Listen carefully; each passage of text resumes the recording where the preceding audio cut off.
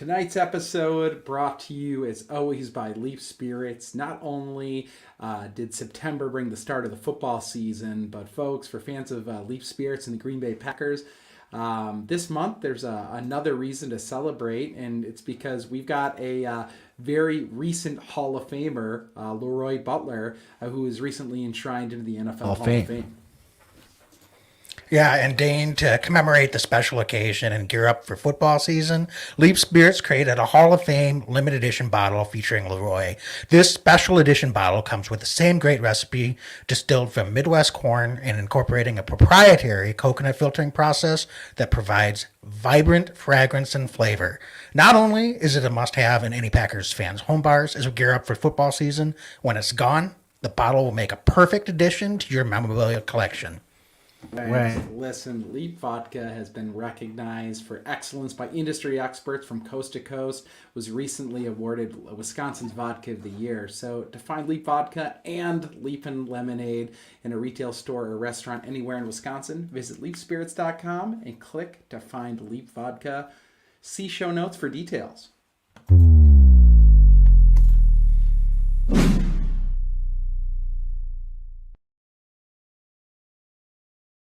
Every year I know we gonna go hard. We been that team ever since Bart started. All my cheese heads go pack go. Ain't showing no mercy, cutting no slack, no. I ain't a bad sport and I'll even wish you good luck. Only thing I will. Hey, welcome into Lombardi's Legends podcast. I am Wags, live in studio, joined as always by Dane. And Dane, how you doing tonight as we gear up here for a big showdown? Week 3, headed back on the road and taking on the Tampa Bay Buccaneers. Man, I'll tell you what, big game. Big game early. I mean, I remember last season, Packers went into San Francisco. A lot of us were wondering what kind of team they were, and then they went and they took care of business on the road.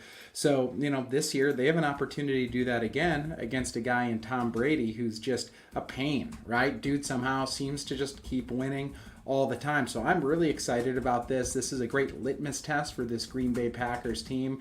Didn't look very good in week 1, as we know, but the Vikings dropped it pretty significantly against Philly last week. So you know what? We're still trying to figure out who all these teams are, and this is a really good test early on in the season for the Packers to go down to Tampa Bay on the road and take care of business against Tom Brady. I know they're a little depleted, but listen, you want to beat them, right? And this is the time to do it. For sure. We say this every year, and a little bit of a cliche, but it's definitely a week-to-week league, right, Dane? And this is no doubt about it. It's going to be a big test, though, even with some injuries on both sides. But it's Tom Brady against Aaron Rodgers. We don't know how many more of these showdowns we're going to get. These guys haven't faced off that often over the course of their long careers. So definitely going to savor that moment. But I think it's safe to say, Dane, that not only do Tom and Aaron really want to beat each other, but I think both these teams probably looking at this as a bigger than normal game, even if they're going to say all of things about this is just one game, we're going to prepare for it like any other. The reality is this is probably a little bit of a bigger game, despite it being early in the season. The stakes aren't that high. Perhaps down the road we'll say differently, but I'm really curious to see this young Packers team that has shown some different things. Maybe not as much in week 1, showed some improvements in some areas in week 2. And then now I think this is even another big test on the road. And what can they take from those improvements in week 2 and apply here in week 3? So, Dane, before we get into some of those key positional battles, though, what can you tell us about the injury report? Because I think both sides have some pretty significant injuries. And of course, Mike Evans suspended this week as well. So I think there's going to be some impact to this injury report depending on who's healthy enough to go and who's not. So can you give us a couple of highlights and let's talk through and walk through how that might impact this matchup this week? Yeah, I mean, you said it right off the bat, Wags. Not only Mike Evans, but also Goodwin, their other stud wide receiver. So they're down a couple guys right now. Wide receiver, I see Julio Jones hasn't practiced yet this week either. I'm not sure if that's an injury or what exactly is going on there, but I'll tell you what, they're down a few guys at wide receiver, so that right away is a huge deal. But that being said, Wags, you're only as good as if you can stop the run. So that's going to be something that we're really going to pay attention to. We'll get to that, but looking down the list here, I mean.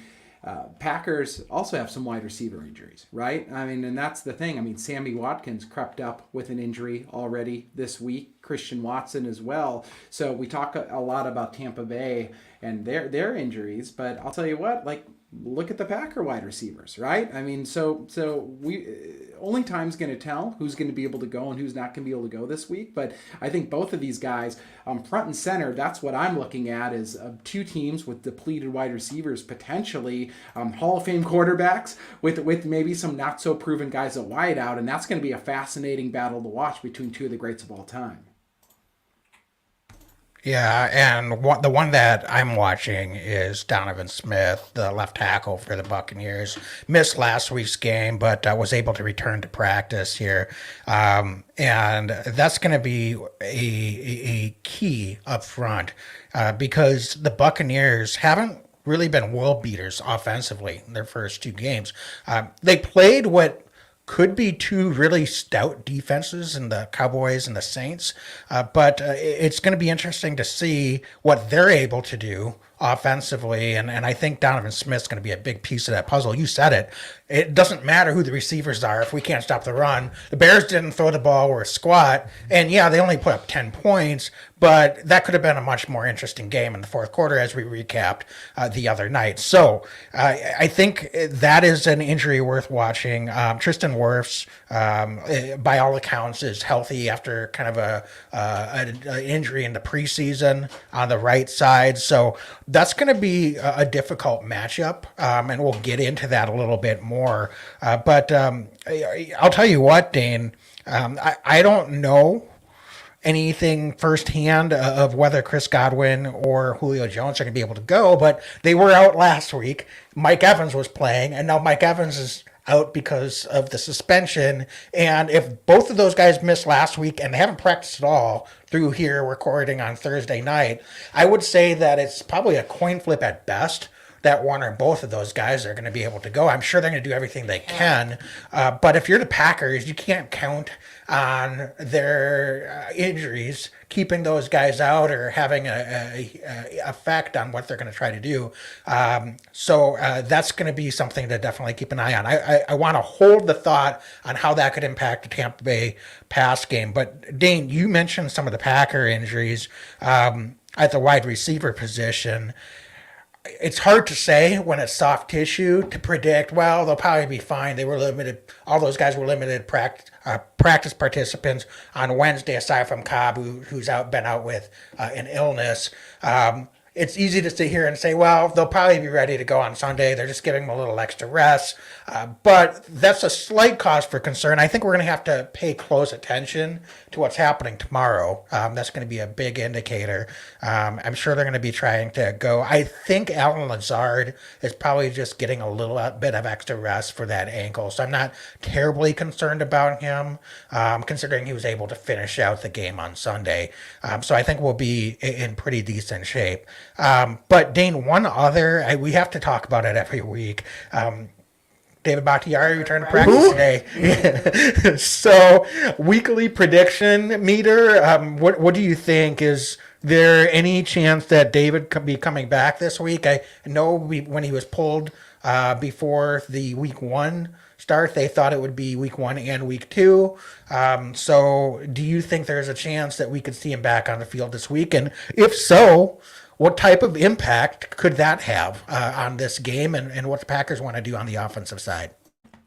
I don't think he's going to play this week. I'll just come out and say it. And it's not that I have any further insight than anybody else. It's just I'll probably say this every week until we see the guy back out there. And it's just the reality of the situation is my gut tells me the first game he plays this year in Green Bay, he's going to play at home. I don't know why I think that. I just think that's the case. I just don't see him traveling all the way down there and then playing his first game. down there. I just don't think that's the case. So I'm going in with the mentality that the Packers are going to play the starting five that they played last week, and Josh Nijman's going to get the start yet again at left tackle until we see otherwise. We're going to see Elgton Jenkins continue to settle in on the right side, Wags. I think he looks like he came out of that pretty much unscathed last week. Thank goodness. The team's so much better with Elgton Jenkins in there at right tackle. But yeah, I'll tell you what, I just don't think we're going to see David Bakhtiari playing this week, and I'm not going to hold my breath until we see him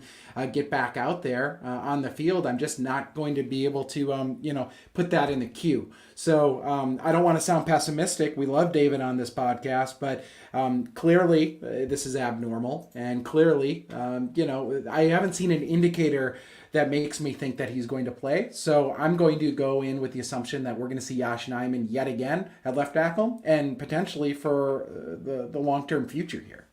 Yeah, I'm not going to refute that, Dane. I'm kind of right there with you. So let's segue then into some of the key matchups. On the offensive side for the Packers versus the Tampa Bay defense, they've got a very talented defense and just a lot of speed all over, size, athleticism. And to me, it starts with their guys up front. Vita Vea in the middle, and then two veterans in William Golston and a guy we know very well in Akeem Hicks, who is also listed on the injury report. But if Hicks is able to go, he's just long and he can cause a lot of problems, especially in pass lanes. And is all three of those guys are just really solid against the run, and they can get after it in pass game as well. So, Dane, what can the Packers do to carry over what they were able to do running the football against the Bears to this week? Because the last thing we want is for Aaron Rodgers to be under heavy duress in disadvantages down and distance situations.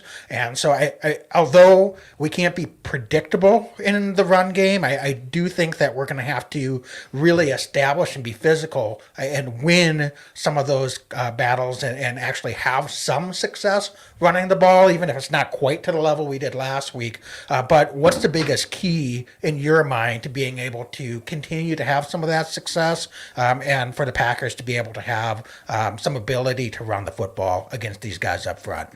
That's a good question, Wags. So first things first, I saw this morning, it looks like Hicks might miss a month for Tampa Bay, which is massive advantage for the Packers, because we know how good Hicks is, even at this advanced stage in his career. He's a freak up front. He has been. He's given us nightmares sometimes in the past in Chicago. So that's a huge advantage. You don't want to see guys get hurt, but it's different when it's Patrick O'Connor as opposed to Akeem Hicks. It just, with all due respect. So Vita Vea, though, is still a handful, right? He's still an absolute monster up front. He eats up space. So I think that we're going to need to just see a continuation of what we saw. I really liked that the Packers used the athleticism of some of their offensive linemen in week 2. Particularly, I think of Myers and Josh Nijman. We saw some of some movement up front that I don't recall seeing sometimes in past years. It's good to see John running out there. We're going to see some guard pulling, but at the end of the day, we're going to see violent football up front from these 5 guys. The Packers offensive line.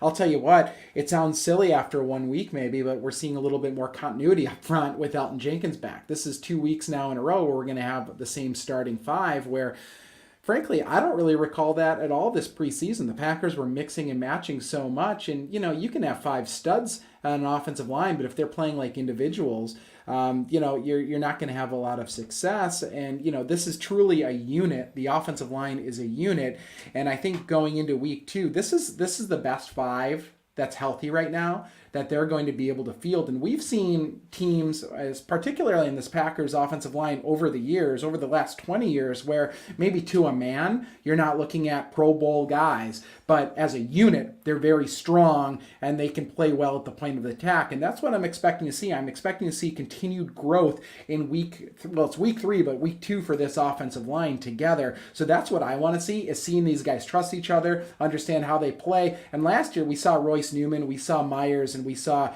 Runyon play quite a bit together in those three, so it's going to be good. And Josh Nijman, actually. So, these guys have had some history now playing together. I want to see that continued growth going into week 3, and I think that that's going to be super helpful as we watch this game progress. And of course, playing across from them yet again, Akeem Hicks not being in, massive advantage to this Packers offensive line.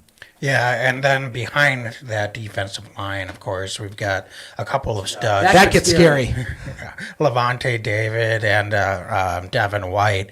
And then certainly in the secondary, they've got some standout guys. Antoine Winfield Jr. at safety. Jamel Dean had a pick 6 against the Packers a couple of seasons ago. So these are guys that can fly around out there. So, Dane, when I look at some of the matchups on the back end, one thing that I think the Packers did exceptionally well last week is they won at the point of attack, they created mismatches, and they were able to take what the defense gave them. And so we didn't see I was lamenting the other day about not having any opportunities to get in sync in that mid to vertical level passing game against the Bears. But I'll tell you what, it's hard to complain taking a step back, considering how dominant the offense really was, aside from a couple times when they just basically shot themselves on the foot. Because they easily could have hung 40 if they hadn't done that to themselves. So I think what that does, though, is that definitely puts some tape out there, not only for Tampa Bay, but for the rest of the Packers' opponents that they're going to be facing in the next couple of weeks, because now it dictates terms a bit. Our team's going to try with a lighter box to slow down this two-pronged running attack with Aaron Jones and A.J. Dillon, knowing that that's going to be a significant challenge, and understanding that maybe there isn't quite that level of talent in the pass game. They're not as in sync as the Packer offense has been in the past with Aaron Rodgers and some of his other receivers. That said, if I'm Tampa Bay, I'm going to try to win, because with the guys that we mentioned up front, the guys that they have at the speed that they have at the second level, I'm not sure what the Packers did against the Bears is going to be something that's going to be successful for 4 quarters. That might work for a series or 2, but I think a team like Tampa Bay with their level of talent and speed on defense can quickly make some adjustments, and that's going to make life a lot harder. So this is going to be the test in my mind for, can Robert Tonyan get opened across the middle or in the seam? Can we take some shots if Christian Watson is able to go, which hopefully he is, deep? And even if they don't connect, it makes the defense respect that a little bit. And now use primarily Aaron Jones and A.J. Dillon as your short yardage pass catchers, and not your young wide receivers, and not Sammy Watkins. You can do that situationally when you need to move the chains. But Aaron's going to need to have those outlets, because this front is massively putting pressure on, and they like to blitz. They like to send pressure with those linebackers as well, and they close in a hurry. So that can cause a lot of problems. So we need to make sure that we've got our guys, I think, with Aaron Jones and A.J. Dillon as the primary outlets for the short yardage passing, and then use Christian Watson, use Romeo Doubs to try to stretch the defense, even if it doesn't connect every time. If you got to punt the ball, I think the Packers need to be patient and, again, make those terms be dictated. And then if you have a series here and there where you're really moving the ball effectively, take advantage of those opportunities you have. I really don't think, Dane, that this sets up to be a high-scoring affair like one might expect when you look at, it's Aaron Rodgers versus Tom Brady. The Buccaneers have not been an explosive offense, and they're going to be missing, obviously, at least Mike Evans, and I would say one of Julio Jones and Chris Godwin. Quite frankly, Julio Jones just isn't like a explosive guy right now anyway. He helps them if he's out there, but he's not the downfield stretcher that he probably was early in his career. So we need to be patient take the points when we can get them, and I think we need to spread this defense out both sideline to sideline and vertically. So what we've shown on tape, Dane, don't you think that really sets us up well for that? And it starts with the two running backs and being able to split them out, or really run to either side, throw to either side with either one of those, and then just playing off of that.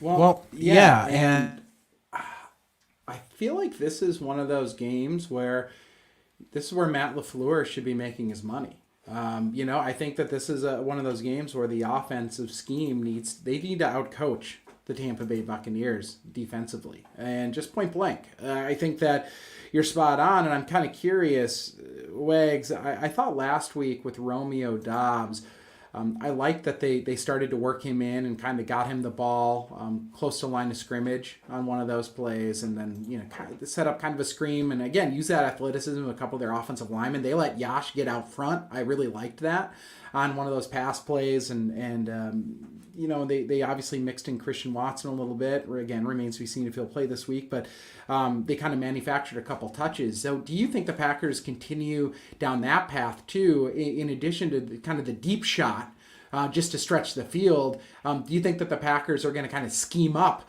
a couple of plays early on potentially in the game just to kind of get those young guys settled on the road too, and get them involved and mix into this offense pretty quickly?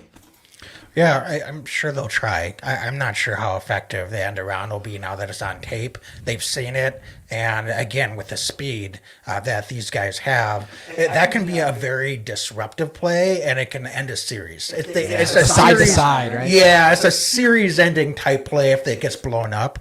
So that's my only concern, is that these, you show it, and then all of a sudden it's 2nd and 15 because you tried it, but that worked last week, not going to work this week. Now what are you going to turn to? I'm not going to blame LaFleur if he tries it. I just hope it's not early on. Let's save it and see how the game script is going. See if we can surprise them when it's less about what they have in the game plan and what their scouting report is saying to watch for. And maybe it's in the third quarter and the Packers are across midfield and they've got them on their heels a little bit when you pull something like that out. So don't force the issue, I guess, is what I'm kind of getting at. I'm not going to be sad. This is a week I'm not honestly going to be sad if the Packers have to dink and dunk for a field goal or punt the ball here and there a lot in the first half. Let's stay in it, and then when we have some shots, let's take some shots. I think is the key here. What we don't want is to be taking too many chances, and then all of a sudden Tampa Bay gets a short field, and we're down suddenly 21-3 in the second quarter, and that's just a pretty desperate situation, and this defense is just going to overwhelm us if we put ourselves in a hole like that with the amount of pressure that they like to put on. In fact, that's kind of what happened when we went down there a couple seasons ago. So let's just keep this close and take some shots. I don't mind too if they have some incompletions that are long passes in the vertical game. If Rodgers overshoots his receiver a couple of times, so be it. Let's take that shot and see if we can make that connection. How aggressive do you think Aaron Rodgers is going to be in this game? We've seen at times, especially on the road, where he kind of tightens up at times. I don't know how else to put it, or he doesn't take maybe the chances that we might see a home game, right? I don't know how else to put it. So I'm kind of curious. Do you think that he's going to be loose, and do you think he's going to let this thing rip? I mean, he's playing against Tom. Even if Aaron downplays it, we know he wants to beat Tom Brady on the road in Week 3 very badly. So do you think he lets it rip, especially with some of these receivers that may or may not be out there? Yeah, I mean, I think that's been a criticism, maybe fairly at times, of some Aaron Rodgers haters amongst the Packers, the vocal minority out there. That he just can kind of check out a little bit, or I'm not sure if that's fair to say, but maybe he just doesn't necessarily, the tide isn't rising, so to say, in challenging environments. But I'll tell you what, I think it's going to be closer to, I'd be surprised, let's put it this way, if it's not closer to what we saw of Aaron Rodgers last year when they went to Arizona, and everybody said there's no way. He's got all of these young wide receivers that he's never worked with. Aaron's going to be frustrated. He's just not going to, what are the offense going to do? And you saw Aaron go in and embrace the challenge. And I think he was very prepared to embrace that challenge. So I think this week is going to be kind of a similar thing for Aaron. It's not about Tom Brady. I mean, sure, that's out there. I'm sure at the end of the day, would he love to go to midfield and text Tom after the game and have bragging rights against them? Absolutely. But this isn't about Tom Brady. This is about Aaron Rodgers and this young set of wide receivers getting on the same page, going against what right now, very early in the season, I'll grant you, is the number one defense in the NFL. So to me, it's about Aaron just being prepared to embrace that. So I don't think he's going to be surprised by anything. However, if the pressure gets to him early and he just isn't able to do anything, that's when you can kind of start to have that concern, I think, Dane. So text me after the first quarter and I'll tell you. I love it. No, I think that's super valid. And, you're right. I mean, can he settle in? That's a huge question too, right? Can he settle in? Does he feel comfortable or is he running for his life? I mean, we look down this list, right? And you mentioned a couple of these beasts in Devin White and Levante David, but dude, Shaquille Barrett can get after it too. So can William Golston, right? I mean, some of these guys, they have guys that can pin their ears back and get after a quarterback. So that's something that we're really going to need to keep an eye on. And then you and I both know Antoine Winfield Jr., his dad was a thorn in our side up there in Minnesota for all those years. And now Antoine Winfield Jr., he plays great ball as well. I think he slipped to the second round there for Tampa a couple of years ago, but he's a rangy back who can kind of get all over that defensive backfield. So this is a defense, as you mentioned, they're fast, they're aggressive. They can sometimes overcommit, but at times they've overwhelmed this Packers offense, especially when the Packers have had to go on the road. It's just something that we've had a challenge with the last couple times we've gone down there. Some teams seem to have the Packers number, just like the Packers over the years have seemed to have the Rams number. It seems like some of these teams, San Francisco and Tampa Bay in particular, are teams that are just a thorn in the Packers' side more often than not. Yeah, and I think the state of Florida has the Packers number too. That's like a house of horrors, especially in the regular season going down there. But enough of the pessimism. Dane, I do want to ask one question back at you again, though. One thing we haven't touched on is tight ends in the pass game. We know that Mercedes Lewis primarily going to get most of his snaps as a run blocker. That's his primary role. But do you think this is a week that we could get a little bit more game planning in for Josiah DeGuara, for especially Robert Tonyan? Neither of those guys have been very involved in the pass game at all in the first 2 weeks. Each of them have a couple of catches, but this seems like a game where we could really use some contributions from those tight ends to alleviate the pressure of that mid-level passing game and give Aaron a big target to work with as well. I'm glad you said that. We need Robert Tonyan to become a weapon in this offense like he was a couple of years ago. This is a team that we're going to need to rely on a lot of different guys and maybe a different guy in different weeks. And we need a game where Robert Tonyan can show up and become a 80 yards and a touchdown kind of guy.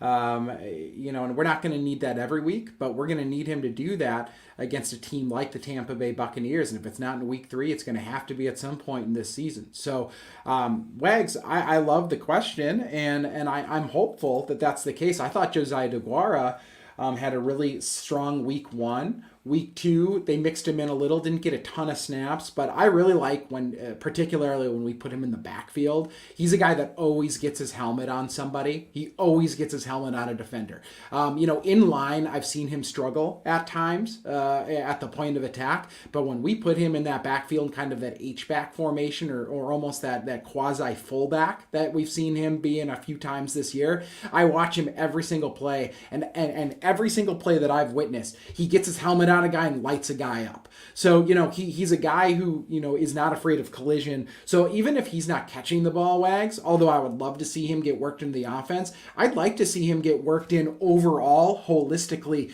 with this offense a little bit more, because he's one of those dudes that when he's out on the field and he's in the huddle, he can do so many different looks for an offense that, he keeps the defense guessing a little bit as well. And if he can start to catch the ball a little bit more routinely and find his way into this offense and work his way in, he becomes that much more dangerous. So Tunyon as an inline tight end, absolutely. But DeGuara, I mean, it's year 3 for him. We spent a high draft pick on him. This is his time, I think, to develop. I think he was stunted a little bit after his injury his rookie year. He worked his way back last year. This is the season that he needs to be able to shine a little bit more if this Packers team can make it deep into the playoffs, and it needs to start early in the season. We need to build off of that, and he needs to become a weapon right now. Yeah, that's great stuff. So, Dane, I think let's take a little break and pay some bills here, starting with DraftKings Sportsbook. DraftKings is, of course, the official sports betting partner of the NFL, and with NFL action in full swing at DraftKings Sportsbook, we're talking touchdowns, big plays, and even bigger wins. New customers can bet just $5 on any NFL team to win and get $200 in free bets if they do. Wags, it's not enough. Everyone can boost their winnings with DraftKings stepped up same game parlays. Like our boy T.O. loves parlays, Wags. And right now, for every leg you add, you can boost your winnings up to 100%. Did you hear that? 100%. With payouts bigger than ever, why bet on football anywhere else? To make things even sweeter, you can throw down on stepped up same game parlays once per game day all season long. Yeah, so download the DraftKings Sportsbook app now. Use promo code TPPN to get $200 in free bets if your team wins when you place a $5 bet on any football game. That's code TPPN only at DraftKings Sportsbook, an official sports betting partner of the NFL. Minimum age and eligibility restrictions apply. See show notes for details. Whizzle. I'm having fun today, man, and we're having folks jumping on the pod. This is so much fun, and I'll tell you what. Have you used these Raycons recently? Because I was using them all week long at work, kind of grinding, putting the earbuds in, and it's just a great amount of fun to use these things, these wireless earbuds. They look good, they feel good, they sound incredible, dude. I've spent more money on earbuds than I have on these Raycons, and I'm telling you, the quality of Raycon, they are through the roof good. I'm loving using these Raycons right now. Yeah, Raycon's everyday earbuds look, feel, and sound better than ever. One thing that I can attest to, they're optimized gel tips for a perfect in-ear fit. So they're super comfortable. They really will not budge. I wear hearing aids, and I will tell you, I know good molds when I see them, and Raycon definitely fits the bill. Can't even tell the difference when I have them in. So that's high quality right there. But Dane, it's just, I take them everywhere, long listening time, really enjoy getting as much use out of them as I can. I'm whenever I'm out, I said it the last couple of shows, out walking the dog, listening to podcasts, listening to music, definitely wearing these Raycons wherever I go.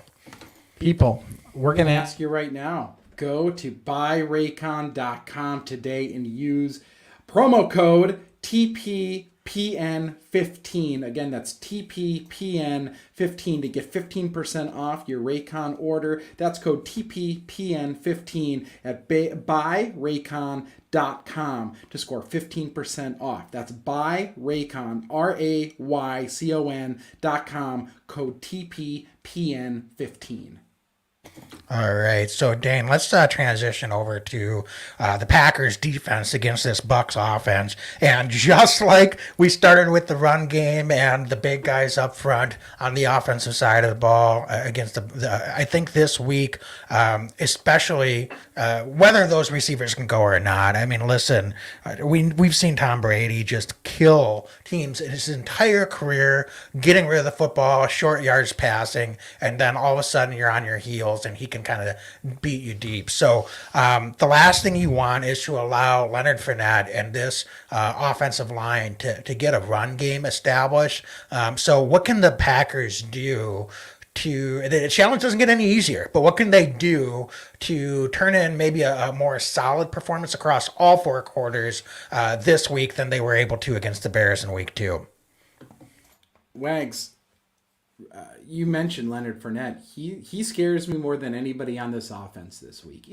I can't quite explain how big of a deal is that Mike Evans isn't playing. He does a lot for Tampa Bay. He's somebody that Tom Brady trusts and is a huge play receiver, and I think that's a huge loss for them. But I would argue that a close second is Leonard Fournette. He's a big, bruising tailback who's deceptively fast too, and he's somebody that can catch the ball pretty smoothly out of the backfield when given an opportunity. As somebody that this Packers defense is just going to have to play up to, and I'll tell you what, Wags, last week I thought the defensive line, Kenny Clark aside, and to an extent Dean Lowry, I thought that the D-line more often than not kind of got their lunch handed to them against an inferior opponent in the Chicago Bears. That cannot happen again in week 3 if we're expecting to come out of here with a victory. So the Packers defensive line is going to have their look in the mirror moment, I think, early this season. There's a lot of hype around this defense overall, but this defensive line, we came into the year thinking this was one of the deepest D-lines we'd seen in, maybe since Super Bowl year. And now we're looking after a couple weeks, and I haven't been all that impressed. Again, Kenny Clark aside. So I want to see this defensive line step up to the challenge. And overall, I mean, that plays into everything. And I'm not asking them to have a bunch of tackles in the backfield, but we need to be able to, at the very least, keep our linebackers clean. I thought that Devondre Campbell and Walker last week played marvelously, especially considering the amount of time that guys were able to get to the second level and they were battling through blocks to try to make tackles. That can't happen against Leonard Fournette. He's hard enough to bring down. He's a ton of bricks to try to bring down. So I want to see this defensive line play stronger. We talked a little bit about maybe the possibility of TJ Slayton getting a couple more snaps. I would love to see TJ Slayton get worked into this defense a little bit more. But I just want to see some freshness here. And then, of course, Wyatt, our first-round pick, only got 4 snaps last week. I'll be curious to see if that increases as the season progresses. Is this the week that maybe he gets closer to double-digit snaps in the game? Remains to be seen. But, Wags, I want to see this defensive line. It's going to start and end with this defensive line. As great as Tom Brady's been over the course of his career, if we're stopping the run, I truly do not believe against the defensive backs this Packers team have and against a depleted wide receiver core that Tom Brady's going to be able to sit back there and pick this defense apart. It's going to start and end with the run game. If we stop the run, we're going to win this football game. Yeah, and I think John in our Facebook chat made a really good point. In some ways, these teams do mirror each other when you look at this front. It's Kenny Clark or Vita Vea. It's Devondre Campbell and Quay Walker, or Devin White and I'm blanking. Campbell. Lavonte David. Certainly, our young guys Quay Walker doesn't have the track record of either of those guys. So, I mean, he's got a ways to go to prove that. But I just think in terms of speed and athleticism, that's an excellent point. One good thing I would say is that the Saints defense, you said who teams seem to have their number against. The Saints defense seems to have the number of the Buccaneers. And I know that the Bucs won last week, but I do think that although the Bucs can take that and they can make their own adjustments, being able to play them the week after the Saints can really be beneficial because they just seem to play and match up against this Buccaneers offense so well over the years. And last week was no exception. They only gave up 13 points. The Bucs scored 7 of those points, their 20 points and a pick 6. So, and Leonard Fournette, week 1 against a pretty solid, I think, Cowboys defense 21 carries for 127 yards. Last week against the Saints, 24 carries for 65 yards. So he went from over 6 yards a carry in week 1 to just about 2.7 yards per carry in week 2. And sure, that's only 1 week, and that doesn't mean that he's not going to bounce back this week or whatever, what have you. But I do think the Packers are going to probably be studying that week 2 game film very closely, and week 1 for that matter, to see what the Cowboys were doing wrong. So they've got 2 really good sets of tape coming off of 2 performances against, I think, pretty solid defenses, to be honest with you. And so I think there's a lot that they can pull from to try to figure out, okay, how can we at least slow down Leonard Fournette and so he's not gashing us for 5, 6, 7 yards a carry. If he gets a couple 6, 8, 10-yard runs, I'm going to live with that. But if it's happening every play, then we've got a problem. Tom Brady, if you give him 2nd and 4, he's going to convert those first downs pretty high percentage of the time. So that's going to be incumbent on this defense to respond.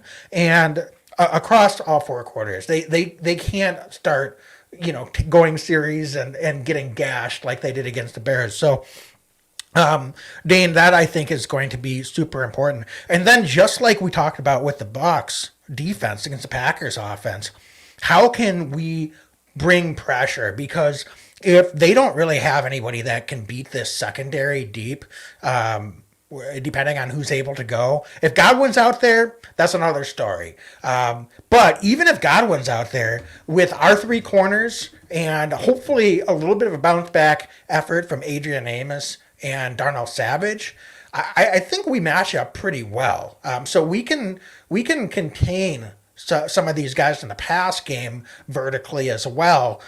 So that allows us, I think, to press forward and really be more aggressive in our coverages as well. So, Dane, how do you think that could impact the game plan? Because there's nothing worse than knowing all Tom Brady wants to do is just fire off short passes and watching a Packers defense just allow him to do that.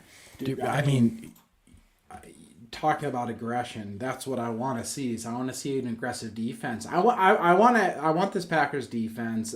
I want them to have the authority from Joe Barry to just go man to man and kick the crap out of the opposing offense. And I feel like that's where this defense, they need to find a personality. They need to find their identity. And every team, every year is looking for their identity. And no difference with a defense. This is a defense that we all have such high expectations for.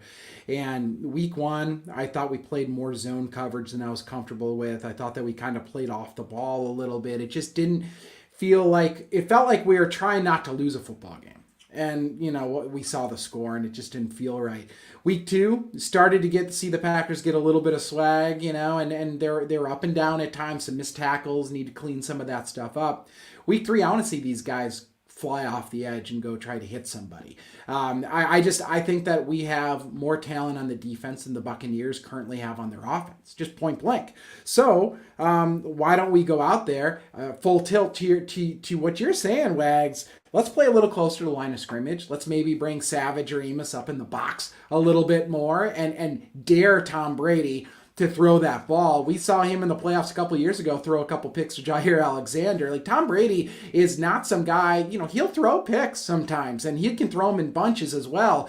But we can't sit back and let Tom Brady do what he does, which is dink and dunk, and then they tear off a 7-yard run and then dink and dunk down the field. No, I think that we live with the fact that maybe we get beat deep once or twice against an inferior opponent, which I actually don't think is very likely. And instead, I think we pin our ears back, and I think we let Rashawn Gary and Preston Smith have at it and try to, bring Brady down and make him as uncomfortable as we're worried that the Buccaneers can make Aaron Rodgers.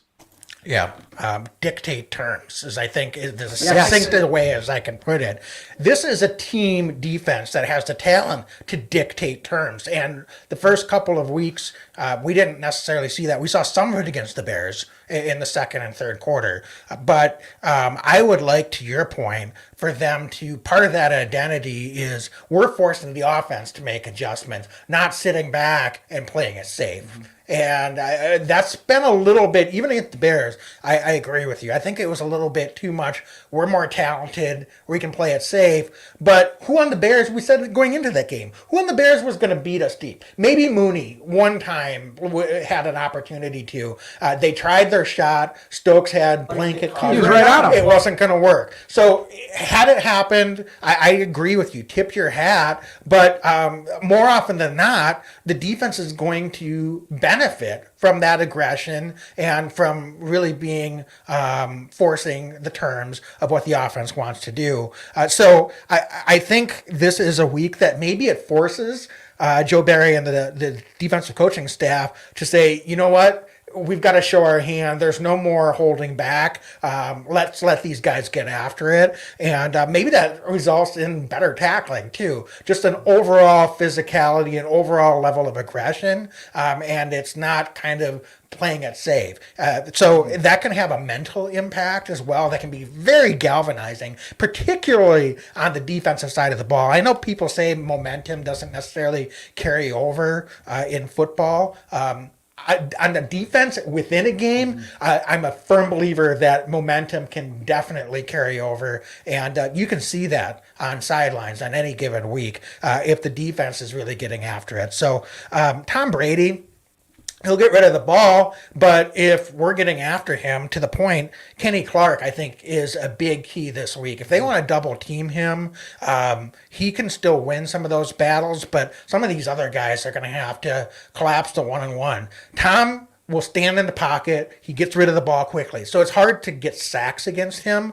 But even if you're not sacking him, if you're getting and you're forcing him to release the ball even faster than he wants to on a 3rd and 8, and then the receiver can't get to the sticks, that's a win for the defense. We'll let him get 4th and 1, 4th and 2, and force him to punt the ball. So that's another key component here to slowing down the run so that we do get them into some more situations where it's 3rd and long. And it doesn't have to be 3rd and 14, and we may not have to get the sack every time, but if we can put Tom in a situation where he's not comfortable holding on to the football, that's when this defense can continue to dictate terms, just like what we said with Tampa Bay could do against the Packers. Let's flip the table a little bit and see if we can't play their game against them to some extent this week. Maybe we can get ahead and start to put some pressure on Tom, and he starts to look like the 45-year-old man that he is out there on the football field. I love it. I think we're going to see a ton of 2 linebackers. I think we're going to see a ton of Campbell and Walker out there at the same time, Wags. I mean, I feel like, you know what? We saw a glimpse of how good Walker is going to be last week, how fast he was, how aggressive. You know, we talk about aggression. We talk about playing with reckless abandon. Walker looked like somebody who can play football at a high level for the Packers for a number of years. And he gives that Packers defense the ability to, you know, put these 2 inside linebackers out there with he and Campbell and you know, Brady wanting to dump the ball off. These running backs might have a hard time finding separation out of the backfield with these 2 linebackers. And that's what's encouraging, and that's such a difference from maybe some of these previous years outside of last year with Campbell is, I mean, I can't tell you how many times we're like, oh crap, this team's got a tight end, and like, how are we going to cover him with Blake Martinez? Or, oh crap, they've got this tailback out of the backfield, and we don't have anybody that's going to be able to keep up. We've got to bring a safety up, and yada, yada, yada. This year, that's not the case. I completely believe that Devondre Campbell, Quay Walker are going to be able to stick with running backs. I believe that they're going to be able to stick with tight ends, and they're going to be able to, for the Packers to keep a more stout defense on the field against the run, but also play the pass more effectively. So I expect to see a bunch of two inside linebackers out here against Brady, and I do believe the Packers are going to dare Tom Brady to beat them with his arm, and I just don't know if he's going to have the ability to do so. Yep, Dane. So I think it's time, don't you? Let's get into our X factors and score predictions. How's it already been almost an hour?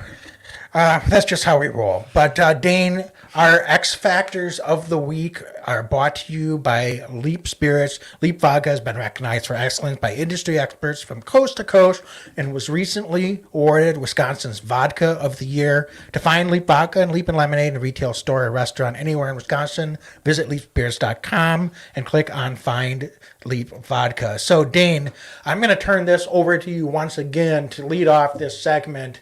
Offensive, defensive, heck, special teamers. I'm going to let you pick from any of the three teams. And who do you have, first of all, as a potential X factor this week?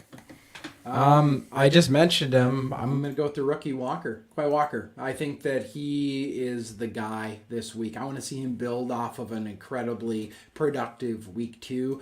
Not necessarily meaning that he needs to have double-digit tackles or anything, but I want to see him flying around the field and continue to be the guy that we expect him to be. Thought he played so well and so encouraged. And this is just a week where I'm expecting us in the short range passing game and against the run, somebody's going to have to step up and make some plays. We're going to need to see some sure tackles. I expect Walker to set the tone early for this Packers defense. I want to see him getting after it this week. And frankly, I want to see Joe Barry unleash this young man a little bit more. I think that over the first couple weeks, they've been a little bit safe with him. I think that he showed last week that he's somebody that can really play at this level and he's going to play fast. So I say, let the young man fly this week, because he could be a difference maker for this defense, and he's going to need to be a difference maker if we're going to win this game. Yeah, for sure. Dane, I'm going to jump over to the offensive side of the ball. We know that we need Aaron Jones and A.J. Dillon to have another big week. So I am going to go with tight end, and I'm going to go with Robert Tonyan as a X factor this week, because I'll tell you what, if they can incorporate Big Bobby into their offensive game plan and he can have a productive week, I think that's truly the definition of what in my mind could be an X factor in this game. That's a look that we haven't seen from the Packer offense so far this season. We know what he can do when he's healthy. By all accounts, he is healthy. He's out there. Let's get this big fella the ball. Give that release valve, big target. He catches everything we throw at him. So I would like to see a little bit more intention around getting Bob Tonyan, because I think that can really unlock a lot of other things, really take some pressure off of the run game. And I think, honestly, we're talking about what if these receivers are going to step up? When are they going to get in sync with Aaron Rodgers? We've got a weapon at tight end in Robert Tonyan that can lead the way in the pass game in this offense. Is he a traditional number one receiver? No. But is he a guy that we can lean on to really be the engine that can get this pass game going? I really think he can be here. And so I'm hoping that this is the week that happens. Bob Tonyan gets in the end zone. He's going to have over 60 yards receiving, and he can have a really productive week this week. David Henderson dropping in our chat. Yes, big Bob Tonyan. Love it, David. Thanks for joining, man. I'll stick on offense. I'm going to go with Romeo Doubs. We need to stretch the field. You said it at the top of this podcast, man. This offense, we need to do more against a better opponent than we did against Chicago. We need to show another look. We need to be able to stretch the field, get down the field. Romeo's the dude to do it. The guy can burn. He's fast as heck. He's shown over the first couple weeks that he can play ball at the level. Obviously had an incredible preseason. I want to see him put it together now in week 3 against Tampa Bay. Go on the road, silence them early, stretch the field, make a big play, make him, become a weapon that Aaron Rodgers can lean on as the season progresses. So Romeo Doubs, X factor for me. Wags, if he's catching, stretching the field and getting those 20, 30-yard chunk plays, even 1 or 2 this week, completely changes the outlook of this offense. This defense is going to have to honor that then, start to back up a little bit, and that's going to allow some lanes for the run game. So we need Romeo to make some plays. He's my X factor of week 3. Yep, and on defense, I'm going to jump over and talk about a guy that has been playing with some swag. I thought a really fine performance last week, and that's going to be cornerback Rasul Douglas. Yeah. I'll tell you what, if the Packers defense is able to do work this week and they come out with a win, I think a big part of that is going to be that was an awesome interception by Rasul Douglas in the third quarter that really flipped things the Packers' way. So I'm going to throw this out there. Is he going to get an interception? I sure hope so. I'm not predicting that he definitely will, but if the Packers are going to have success this week, it's going to be Rasul Douglas primarily lined up in the slot, and I think he's going to get a lot of action. Is he able to take advantage of an opportunity, get his hands on the football, and run it the other way? I think this is a week that he really has a big opportunity in front of him to make a name for himself nationally, and so I'm going to put Rasul Douglas on the map as an X factor on the defensive side of the ball this week. He's been a revelation. Rasul, man, I'll tell you what. I was hopeful he'd come back to Green Bay, but I was also a little wary. It's like, did he catch lightning in a bottle? Now we're, all that. And I was like, we're gonna pay him, and that's great. And not because mentally I think he's a problem. I think he's a really smart young guy who's a hardworking guy. But he's been on a couple teams and all that.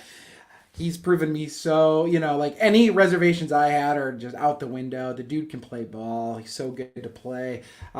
Wags, do you have a special teamer? Can we do it? Can we throw one special teamer out there? Do you have anybody in mind? I'll give you the honors since you're bringing it up. Oh, shucks. I mean, let's just see Dallin Levitt play another ball game this week and make some tackles. I thought last week he looked really fast down the field. Let's see it again. Let's get some good coverage. And let's continue, Wags. In addition, let's continue to have success from Mason Crosby. That's maybe the real key here. Crosby has played really well so far this year. He looks pretty darn settled in. He looks comfortable. Frankly, a little more comfortable this year than he did last year already. So I'd like to see Mason continue to swing that leg the way he has been so far this year. I love it. So Dane, are we ready for score predictions then? Yeah. Do you want go right ahead if you've got something teed up for yourself here for score predictions? I'd love to hear what you've got. 24-20 Packers is what I got. I think I don't think the Packers get above 30, but I don't think Tampa Bay does either. You said earlier you thought it might be a lower scoring game. I agree. I think that staying on the Mason Crosby kick, I think he's going to have a field goal in this game, but the Packers are going to get in the end zone a few times this week. And that's just an expectation that I have. I think as the game wears on, Aaron Jones has another nice game, but I think this is a little bit more of an A.J. Dillon week. The Buccaneers are fast, but A.J. Dillon is a bruising running back, and I think that he's going to be very physical. We are going to match their speed with our power on this offensive line. I think that we're going to match their speed with our power with this running game. This is a Packers team that has some big dudes up front. This is a Packers team that is going to be playing fast. Maybe not as fast at times as this Tampa defense, but I think that they're going to roll downhill and they're going to punish Tampa Bay, particularly in the fourth quarter. I think it's going to be close most of this game, but Aaron Rodgers is going to do enough. He's going to strike. Packers win 24-20. Tom Brady looks like he's 45. I think Tom Brady gets punched around a little bit. He gets hit. Rashawn Gary's going to have a bit of a game again. He's got 2 sacks in 2 games. I expect that to continue this week against a very hard to sack Tom Brady. I love it. I think we're pretty close. I've got 23-17 Packers, and on the backs of a defensive touchdown. I think we're going to get 2 or 3 turnovers that we're going to force in this game, so we'll be close, but it's going to be a grind. I think this offense, I'll be anxious to see. I hope I'd love it if they prove me wrong and to your point, put up a few touchdowns offensively. I don't see it. I think this is more of a grinded out game for both sides offensively, to be honest with you. I don't know if it'll be Rasul Douglas with the defensive touchdown, but I'm just throwing it out there. I think the defense puts 6 on the board this week, and that ends up being the difference in this ball game. So you knew we weren't going to predict a Packer loss going down. No way. No, I mean, come on. Nobody expected the Packers to beat San Francisco in week 3 last year on the road either. And guess what? We were able to go down there and prove that everything was just fine. So hoping for a repeat scenario here this week. Man, this is so much fun. Shadid, what's up? Folks dropping in our comments. What's up? We're wrapping up here. I can't believe we're already to week 3, Wags. I think we're going to know a lot about this team potentially after this game. There's no ugly wins I think, against a team on the road like Tampa Bay. So I just want to see the Packers get down there, take care of business, and then we can figure out the rest from there. But I'm hopeful that this team starts to continue to come together. I want to see this defense shore up their tackling. That is the biggest thing I want to see this week. I want this defense to shore up their tackling against this Tampa offense. Incredibly important if we're going to go far. So a huge week this week. Big game. It's about as big as a week 3 game can be. Two juggernauts, two of the greatest quarterbacks of all time. Wags, probably, potentially the last time, maybe the second to last time we ever see Aaron Rodgers versus Tom Brady head to head. I cannot wait for Sunday.